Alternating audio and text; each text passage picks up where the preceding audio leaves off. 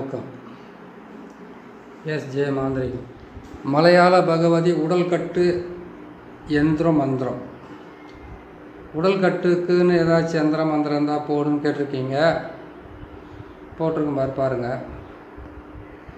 உடல்கட்டு மந்திரன்றது வந்து கேட்டிங்கன்னாக்கா பல வகையில், அதாவது கேட்டிங்கன்னாக்கா ஐயனார் உடல்கட்டு மந்திரம் இருக்குது. அதுக்கப்புறம் கேட்டிங்கன்னா மாடர்ன் உடல்கட்டு மந்திரம் இருக்குது.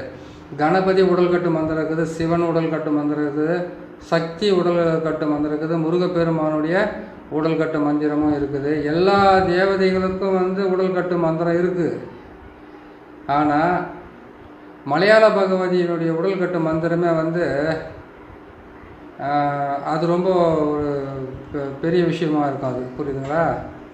அந்த உடல்கட்டு மந்திரத்தை வந்து நம்ம பிரயோகம் பண்ணி நம்ம எவ்வளோ பெரிய நம்மளை காப்பாற்றிக்கிறதுக்காக தான் உடல்கட்டு மந்திரம். மாந்திரிகம் செய்கிற ஒவ்வொருத்தரும் வந்து அஷ்டகர்மத்தை நம்ம வந்து செய்யணுன்றதுக்காக நம்ம செய்கிறோம், இல்லைன்னு சொல்லலை.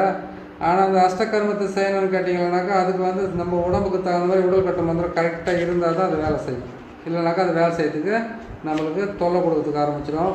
அந்த உடல்கட்டு மந்திரம் போடாமல் நம்ம மாந்திரிகத்தை பிரயோகம் பண்ணுறதுக்கு ஆரம்பிச்சிட்டோம்னாக்கா அதுவும் ஒரு பிரச்சனை தான். பிரச்சனைகளை வளர்த்துக்கிட்டே தான் போகுமே தவிர இது மட்டும் குறையிறதுக்கு வாய்ப்பே கிடையாது. அதான் கேட்டிங்கன்னாக்கா புவனேஸ்வரி, பராசக்தி, அகிலாண்டேஸ்வரி, புரியுதுங்களா, உமையவள், பத்ரகாளி, இவங்கெல்லாம் வந்து கேட்டிங்கன்னாக்கா இவங்களுடைய இதில் வரக்கூடியவங்க தான் இந்த நம்ம பகவதி, மலையாள பகவதி மாந்திரீக உடல்கட்டு மந்திரம். சரிங்களா? இந்த உடல்கட்டு மந்திரத்தை போகிறதுக்கு முன்னாடி என்ன பண்ணணும் கேட்டிங்கன்னாக்கா எந்த வேலை செய்கிறதா இருந்தாலும் அஷ்டகர்மத்தில் வந்து பசியம், மோகனம், ஸ்தம்பனம், பேதனம், வித்வேஷனம், ஆக்ரோஷனம், அதுக்கப்புறம் பார்த்திங்கன்னாக்கா எல்லாமே 8 வகையான மாறணும். இது 8 வகையான மாந்திரிகத்தை நீங்கள் பிரயோகப்படுறதுக்கு எந்த வேலையாக இருந்தாலும் முதல்ல நீங்கள் போட வேண்டியது வந்து பார்த்தீங்கன்னாக்கா உடல்கட்டு மந்திரம். உடல்கட்டு மந்திரத்தை போடாமல் எந்த வேலையுமே செய்தாலுமே வந்து அது பலிதமாகதோ இல்லையோ உங்களுக்கு உபாதையை உருவாக்காமல் இருக்கணும்னு கேட்டிங்கன்னாக்கா அதுக்கு நீங்கள் உடல்கட்டு மந்திரத்தை போட்டே ஆகணும். உடல்கட்டு மந்திரத்தை போடுறதுக்கு முன்னாடி தொட்டாச்சி நீங்கள் இருக்குது பார்த்தீங்களா, தொட்டாசி நீங்கள் எடுத்துக்கணும். ஆடு தின்னாம்பாலை எடுத்துக்கணும். ஆடாதோடனுடைய வேர் எடுத்துக்கணும். இது 3த்தையும் எடுத்து உங்கள் உடம்புக்குள்ளே வந்து பார்த்தீங்கன்னாக்கா அப்புறம் வந்து சிவனார் வேம்புன்னுவாங்க. சிவனார் வேம்பு வாங்கிட்டு வாங்க. சிவனார் வாங்கிட்டு வந்து இது எல்லாமே ஒன்றா சேர்த்து நீங்கள் ஒரு தாயத்தை போட்டுக்கணும் கழுத்தில். அது போட்டுக்கிட்டதுக்கப்புறம் வந்து கேட்டிங்கன்னாக்கா இந்த சிவனார் வேம்பு, அதுக்கப்புறம் கேட்டிங்கன்னாக்கா இந்த தொட்டாச்சி நீங்கள் ஆடு தின்னாம்பாலே ஆடாதோட இது மொத்தத்தையும் கரெக்டாக எடுத்துக்கோங்க. எடுத்துன்னு வந்து கரெக்டாக நீங்கள் செய்து அந்த தாயத்துக்குள்ளே வந்து அடைச்சி முதல்ல நீங்கள் போட்டுக்குங்க. தொட்டாசி நீங்கள் எடுக்கணும்னு கேட்டிங்கன்னாக்கா புதன்கிழமை, வளர்பிரியாக இருந்தால் திங்கக்கிழமை அன்றைக்கி எடுங்க. வெள்ளிக்கிழமை எடுக்கலாம். ஆனால் அன்றைக்கி வந்து பார்த்திங்கன்னா சுக்கிர பகவான் வரைக்கும் உச்சம் ஆட்சி ஏதாச்சும் ஒன்றுலேருந்து எடுத்தால் ரொம்ப நல்லா வேலை செய்யறதுக்கு ஆரம்பிக்கும். அப்புறமா வந்து பார்த்திங்கன்னாக்கா இன்னொரு விஷயம், நம்ம வந்து ஆடு தின்னாம்பாலை இருக்குது பார்த்தீங்களா, ஆடு தின்னாம்பாலை எடுக்கணும்னு கேட்டிங்கன்னாக்கா திங்கக்கிழமை தான் எடுக்கலாம், ஞாயிற்றுக்கிழமை தான் எடுக்கணும். அதை மற்ற நாளில் எடுக்கக்கூடாது. ஞாயிற்றுக்கிழமை எடுக்கிறது ரொம்ப நல்லது. திங்கக்கிழமை செவ்வாய்க்கிழமை கூட எடுத்துக்கலாம். அது தாராளமாக எடுத்துக்கலாம். மங்களவாரம் சொல்லக்கூடிய செவ்வாய்க்கிழமையில் வந்து நீங்கள் எடுத்து அதை நீங்கள் யூஸ் பண்ணிக்கோங்க. அது எடுத்துட்டிங்களா, தாயத்தை செய்து நீங்கள் போட்டுக்கிட்டீங்களா, போட்டதுக்கப்புறம் பார்த்தீங்கன்னாக்கா அந்த தாயத்தை செய்து நீங்கள் போட்டுக்கிட்டதுக்கப்புறம் இந்த உடல்கட்டு மந்திரத்தை நீங்கள் போட்டு சொல்லி ஒரு வாரம் வரைக்கும் நீங்கள் அதை மனசுக்குள்ளே வந்து நீங்கள் அதை பதிய வைக்கணும். பதிய வைக்கிறதுக்கு முன்னாடி நீங்கள் வந்து நான்வெஜ்ஜு சாப்பிடக்கூடாது. தீட்டு கணவன் மனைவியாக இருந்தாக்கா ஆண் பெண் சேர்க்கை இருக்கக்கூடாது. ஒரு டெத்துக்கு போகக்கூடாது. அதே மாதிரி கேட்டிங்கன்னா ஒரு பெண்ணு வந்து புஷ்பவதியானாக்கா அங்கே போகக்கூடாது. அந்த சாப்பாடெலாம் சாப்பிடக்கூடாது. அதுக்கப்புறம் வந்து கேட்டிங்கன்னாக்கா ஒரு பெண்ணு குழந்தை பெற்று இருந்தாக்கா அந்த வீட்டில் போய் சாப்பிடுவாங்க. இந்த தீட்டு எல்லாம் படாமல் ஒரு வாரம் இல்லைனா ஒரு மண்டலம் 48 நாள் இந்த காலத்துலலாம் வந்து யாரும் கரெக்டாக இருந்தாலாம் வந்து சாமிக்காகவோ இவங்க செய்கிற தொழிலுக்காகவோ வந்து யாரும் இருக்க போகிறதில்ல. அதனால் நீங்கள் என்ன பண்ணுங்க, ஒரு வாரம் 7 நாளாவது இருங்க. 7 நாளாவது கரெக்டாக என்ன பண்ணுங்கன்னா ஒரு பொழுதோடு இருந்து இந்த மலையாள பகவதியினுடைய உடல்கட்டு மந்திரத்தை நீங்கள் பிரயோகம் பண்ணி நீங்கள் தாராளமாக நல்லபடியாக வந்து நீங்கள் அது போட்டு செய்துட்டாவே செய்து முடிக்கணும். செய்து முடிக்கிறதுக்கு முன்னாடி நீங்கள் இந்த உடல்கட்டு மந்திரத்தை செய்யறதுக்கு முன்னாடி முதல்ல வந்து மயானத்துக்கு போகணும். மயானத்தில் போட்டு எரிமேடை இருக்குதா, அந்த எரிமேடை இருக்குதா, இல்லை எரிமேடை இல்லைன்னா கூட பரவாயில்ல, எங்கேயாவது பணத்தை எரிச்சிருக்காங்களா, அந்த எரிச்ச இடத்துல போய் உட்காந்துன்னா அந்த சாம்பலுக்கு பக்கத்தில் ருத்ரனுடைய விபூதின்னு சொல்லுவாங்க. அது புரியுதுங்களா? அங்கே போயிட்டு என்ன பண்ணிக்கிட்டேன், முதல்ல வந்து 4 பக்கமும் கற்பூரம் கொளுத்திட்டு நீங்கள் என்ன பண்ணுறீங்கன்னாக்கா மனசார வேண்டிக்கணும். ருத்ர பகவான்கிட்ட இருந்து மனசார வேண்டிக்கங்க. இந்த மாதிரி வந்து நான் அந்த மாந்திரிகத்தில் வந்து தொடக்கூடிய எல்லா பொருளுமே வந்து எனக்கு பலிதமாகணும், சொல்கிறது வந்து வார்த்தை பலிதம் இருக்கணும், செய்கிற தொழில் பலிதம் இருக்கணும், மக்கள் வந்து நம்பி வர்றவங்களுக்கு உண்டான செய்து கொடுக்குற எல்லா வேலையுமே வந்து நல்லபடியாக நடக்கணும்னு நீங்கள் செய்துக்குங்க. செய்து கொடுத்து அவங்க ஏதாச்சும் ஒரு மிஸ் பண்ணிட்டு தவறானாக்கா எந்த தப்பும் கிடையாது. நீங்கள் செய்து கொடுக்கறதுல வந்து கொஞ்சம் எனக்கு இந்த மாதிரி உதவி செஞ்சு ருத்ரபூமியில் போய் உக்காந்து நீங்கள் மனசார வேண்டிக்கிட்டு அதை முடிச்சுக்கிட்டு அங்கேருந்து கற்பூரத்தை கொளுத்திட்டு அங்கேருந்து வந்தோடனே என்ன பண்ண ஹரிச்சந்திரன் சொல்லுவாங்க இல்லையா, இடுகாடு, அந்த இடுகாட்டான வந்து ஒரு கற்பூரத்தை கொளுத்துங்க.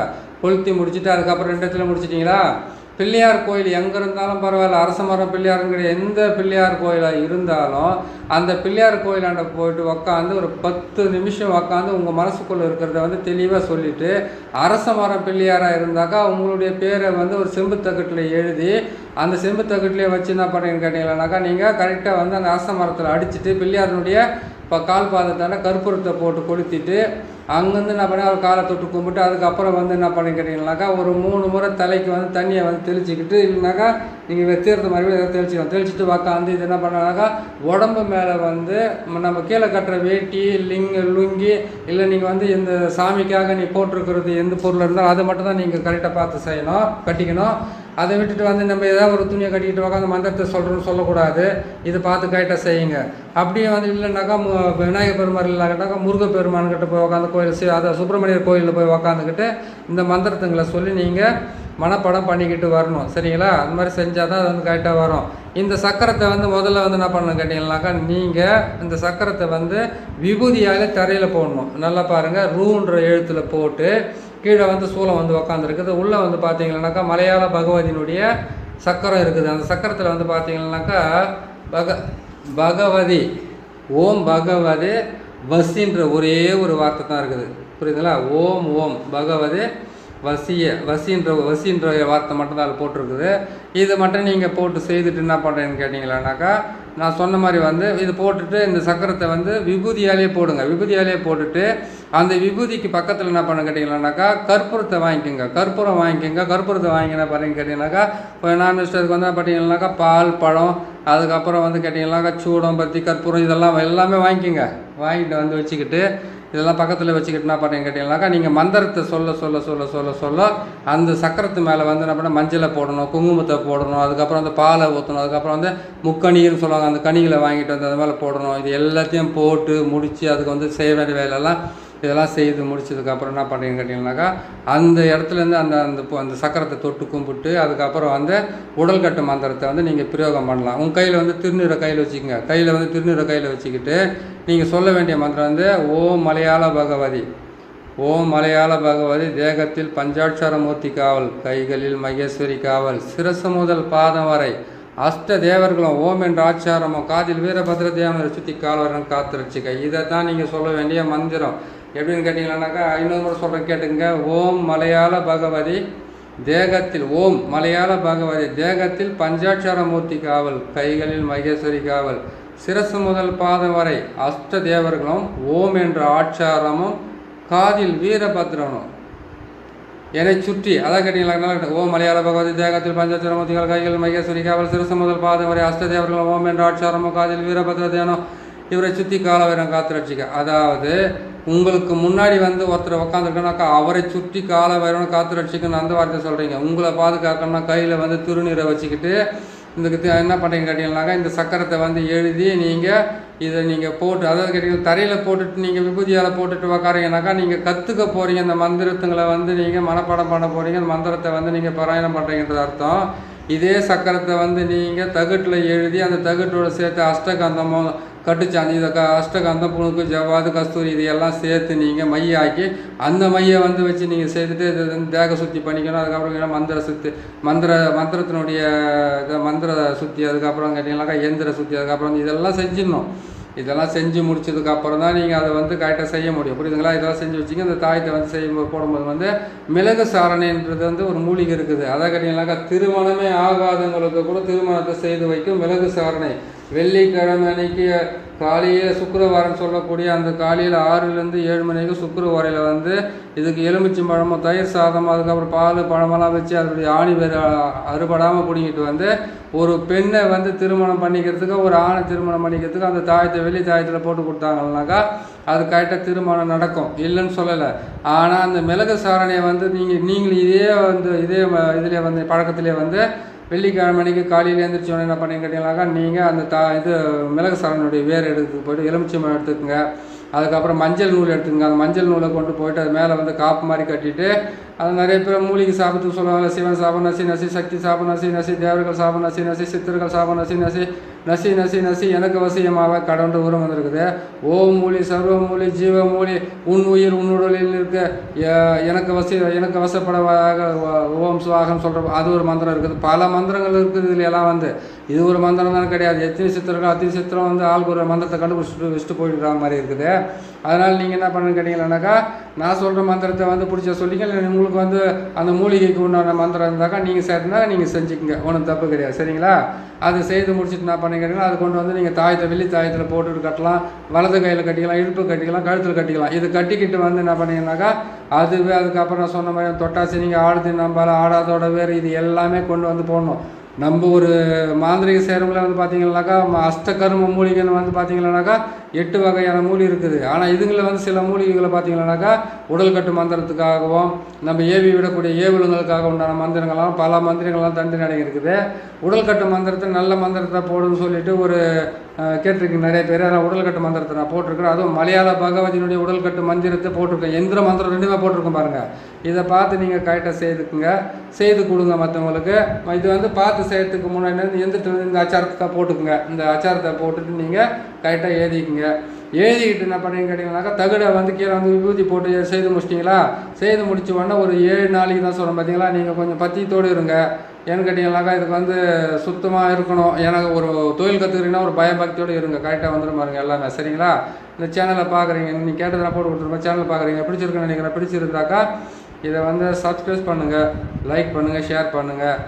இன்னொருத்தர் கேட்டுக்கிறாரு. என்னென்னு கேட்டுக்கிறாருன்னு கேட்டிங்கன்னாக்கா காளியை வசியம் பண்ணி அந்த வசியத்து மூலியமாக வந்து நம்ம இவங்களை எப்படி வசியம் பண்ணுறது, ஜனத்துக்களை எப்படி ஜன வசியம் பண்ணிக்கிறது எப்படின்றத ஒரு தெளிவாக போடுன்னு சொல்லியிருக்கிறாரு. காளியை வசியம் பண்ணும்போது ஜனங்களும் தானாக வசியம் ஆகிடுவாங்க, புரியுதுங்களா? ஆனால் ஒன்று, காளியை நீ வசியம் பண்ணித்துக்கு உக்காடுறியா உனக்கு வந்து வேறு எந்த விதமான ஆசையும் இல்லாமல் தான் சரியாக போயிடுது, புரியுதுங்களா? ஆசை இல்லாமல் தன்னைத்தானே தனக்காக மட்டுமே வாழ்றதை விட்டுட்டு மக்களுக்காக வாழ்றதுக்காக எடுக்கிற அந்த முயற்சியில் வந்து ஏதோ 1-2 தவறாக போகுது. அதெல்லாம் தனிப்பட்ட விஷயம். செய்கிறவங்க தவறாக செஞ்சுருக்கலாம், இல்லை நம்ம ஏதோ ஒன்று இதில் வந்து செஞ்சுருக்கலாம்னா நீங்கள் காளியை சித்தி பண்ணுறீங்கன்னாவே காளிக்காக மட்டுமே வாழ்கிற மாதிரி இருந்தாக்கா தானாகவே வசியம் ஆகாது. இருந்தாலும் வந்து காளி வசியத்தினுடைய ரகசியம் என்னன்றது, காளி எப்படி வசியம் பண்ணுறது நான் போட்டு கொடுக்குறேன். மோகினி வசியமும் இருக்குது, காளி வசியமும் இருக்குது, பெண்கள் வசியம், எத்தனையோ வசியம் இருக்குது. ஒவ்வொன்றா போட்டுக்கிட்டு வரேன். நீங்கள் கொஞ்சம் மனசுக்கு தடைப்படுத்திக்கிட்டு கொஞ்சம் இதுங்க நான் போட்டு தரேன். ஆனால் அது எப்படி பண்ணுறது எது பண்ணுறதுன்றது தெளிவாக போகிறேன். நிறைய வேலைங்க இருக்கிறதுனால அது நான் போட்டு தரேங்க. நம்ம சேனலை இப்போ இது போட்டிருக்கிறோம் பாருங்கள். சேனல் சப்ஸ்கிரைப் பண்ணுங்கள், லைக் பண்ணுங்கள், ஷேர் பண்ணுங்கள். இன்னொரு நல்ல பதிவில் நான் உங்களை சந்திக்கிறேன். நன்றி, வணக்கம்.